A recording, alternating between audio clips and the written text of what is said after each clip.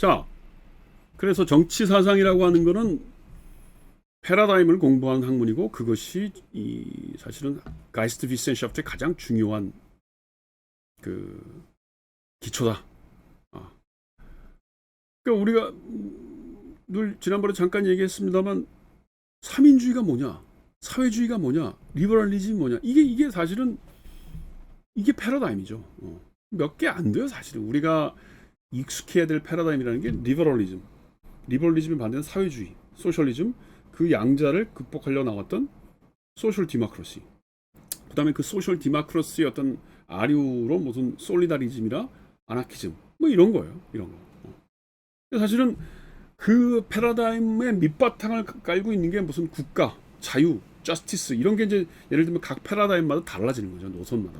근데 우리는 그거를 너무 훈련이 안 된 상태에서 마구잡이로 얘기를 하니까 한국 정치도 엉망이고 한국 정치를 바라보고 코멘트하는 사람들도 말이 엉망이고 그러니까 국민들이 이제 나중에 어떻게 되냐면 아이고 뭐 다 쳐라 막 정치인들 거기서 거기 아니야 그러고 나 투표 안 해 찍을 놈이 없어 보통 찍을 놈이 없어 아니면 다 때려잡어 뭐 이런 정치 불신과 정치에 대한 무기력증이 또 그 사로잡혀 있다.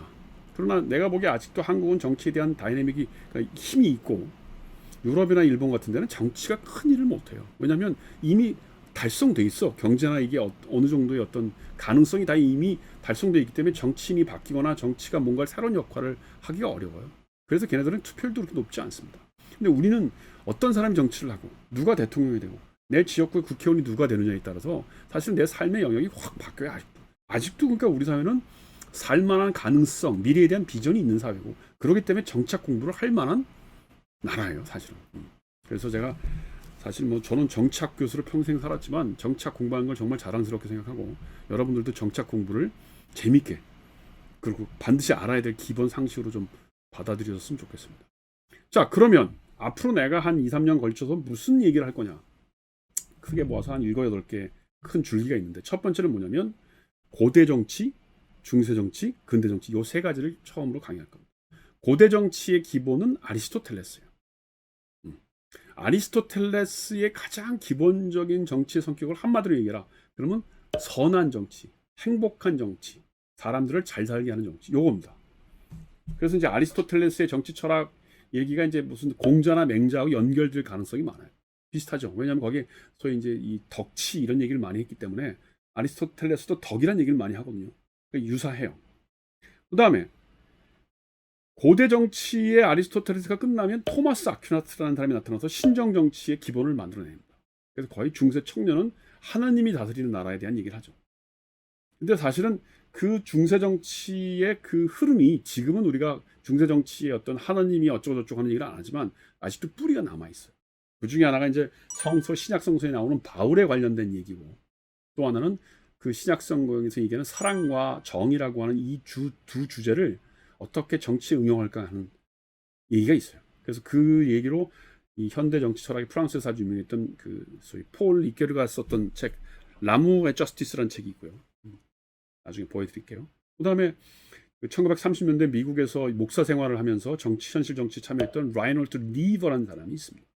모랄맨 인모랄 소사이티 우리말로 번역되어 있습니다.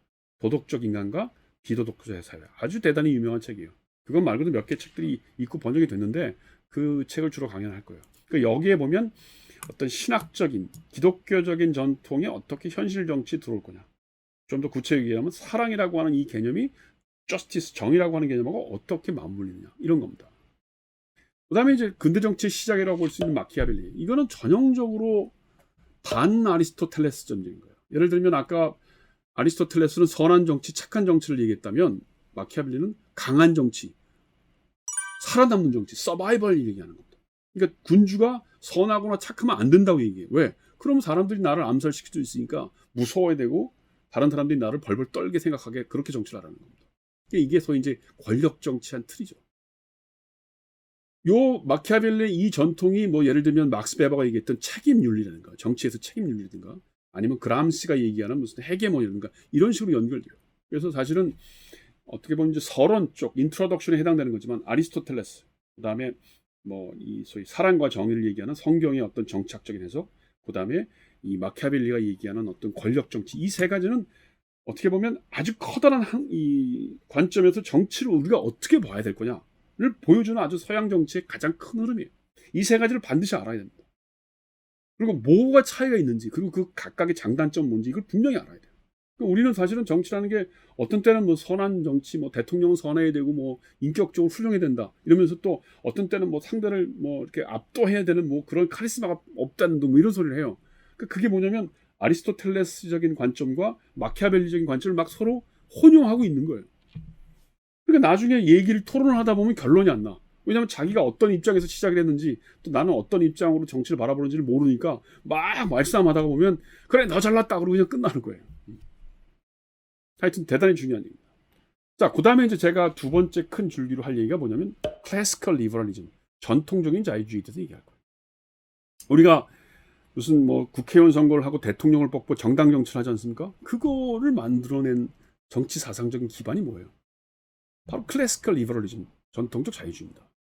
시기적으로 보면 영국이 1668년 명예혁명을 끝내고 나서 가장 먼저 이 정당 정치를 시작했죠. 클래시컬 리버럴리즘.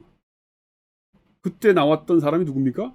홉스와 로크라는 사람입니다. 대단히 중요한 사람이에요. 우리나라 이 전 세계적으로 우리가 지금 자유주의 정치를 하고 있어요. 자유민주주의라는 말을 쓰고 있는데 그 자유민주주의라는 말의 가장 기본적인 초석을 깔았던 게 뭐예요? 홉스의 리바이던과 로크의 통치론입니다. 이 두 책을 모르고는 서유럽의 자유주의, 미국식 자유주의가 뭔지를 몰라요. 특히 이제 미국은 이 로크식의 자유주의를 얘기하는 거죠. 대단히 그 중요한 그 사상입니다. 자, 그 다음에 뭐야? 리버럴리즘에서 중요한 게 프랑스에서 이제 이 루소죠, 루소. 루소의 경우에는 어떻게 됩니까? 가능하면 자본주의를 하고 싶지 않다는 거예요. 그냥 자율적인 사회. 그다음에 정당 정치나 무슨 그 대표 그 뽑는 거. 그러니까 소위 로크가 소위 만장일치라고 그래서 정당을 통해서 만장일치 뭐 국회의원 뽑고 하는 거. 그것도 안 했으면 좋겠다는 거예요. 루소한테는 그렇게 무슨 투표를 해가지고 나를 대리하는 사람을 뽑는 그런 소위 민주주의적인 제도라고 하는 게 허상이라는 거예요. 그래서 사실은 만장일치, 그리고 규모도 한 2,000명, 3,000명 되는 어떤 이 소규모의 작업단위, 그리고 사람들이 전부 모여서 하는 만장일치, 이런 정도를 생각하는 겁니다. 그러니까 이런 루소 생각이 사실 나중에 이제 헤겔이나 막스한테 굉장히 큰 영향을 주죠. 그래서 소위 이제 그 자율 정치 뭐 이런 컨셉을 만들어내고, 그다음 당이 주도하는 뭐 이런 걸 만들어내는데, 어쨌든 간에 중요한 건 루소까지는 우리가 사회주의자라고 안 그러고 자유주의라고 하는 거예요. 그러나 루소를 로크하고 비교해보면 그 자유주의 안에서도 굉장히 큰 편차가 있다는 겁니다. 그 다음에 이제 독일에서는 칸트와 헤겔이죠. 칸트와 헤겔이 전형적인 자유주의자예요. 이 사람들의 생각은 사실은 법적인 토대를 만들어낸 거예요. 특히 칸트의 경우는 어떻게 절차적으로 통해서 사람이 어떻게 그 성숙해가고, 그 다음에 그 성숙함과 의사의 결정이 소위 자율성이라는 거 하는 이 윤리적인 토대를 통해서 법을 만들어내고, 그것이 성숙해지면 국가가 되고, 그것이 나중에 더 성숙해지면 국제사회가 되느냐. 아주 우리가 생각하는 소위 역사관, 진리관, 인간관, 그 다음에 어떤 정치의 발전, 이 모든 상식은 다 칸트에서 온 겁니다. 근데 사실은 칸트 책을 읽다 보면 너무 어렵고 뭔 책을 이렇게 많이 썼나 싶어서, 철학을 전공하는 사람은 모르겠는데 정치학을 전공하는 사람 입장에서는 칸트 책을 읽기가 참 어려워요. 다 읽을 수도 없고. 그래서 저는 아마 현대 정치에서 영향을 준 부분, 뭐 그런 걸 좀 중점적으로 강의를 할 거고. 그다음에 이제 마지막으로 헤겔은 뭐 종합이라고 그러죠, 보통. 아리스토텔레스적인 정치학과, 근대 정치에서 아까 얘기했던 홉스, 로크, 루소, 칸트가 얘기했던 자유주의 정치학을 통합해냈던 아주 대단한 사람입니다. 헤겔은 모든 사상이 들어와서 새롭게 뻘쳐나간다. 소위 뭐 이론의 수준, 미안합니다. 이게 뭐 구라빨라고 얘기하다가 이론의 수준에서 보면 헤겔을 당할 자가 없죠. 대단한 사람입니다. 그래서 이제 그 헤겔로부터 다시 이제 새로운 식의 어떤 자유주의 비판이 나오는 겁니다. 그래서 제가 세 번째로 강의할 큰 주제는 그 자유주의 비판이라고 하는 것이 어떻게 나오느냐. 주로 이제 그 후기 헤겔파, 뭐 예를 들면 뭐 포에르바하나 스트리트 바워, 오토 바워 이런 사람들이 있었는데, 그 헤겔 좌파를 비판했던 막스가 이제 대표적인 사람이죠. 막시즘이라고 하는 게 뭐냐, 막스가 얘기했던 생각이 뭐냐, 이거를 주로 할 거고, 그 다음에 이제 우리가 보통 사회주의 그러면 뭐 막시즘 주로 얘기하고, 그 다음 공상적 사회주의 얘기를 하는데, 나는 또꾸빌 강의를 굉장히 중요하게 생각합니다. 왜냐하면 마크시즘의 강이라고 하는 거는 주로 어디예요?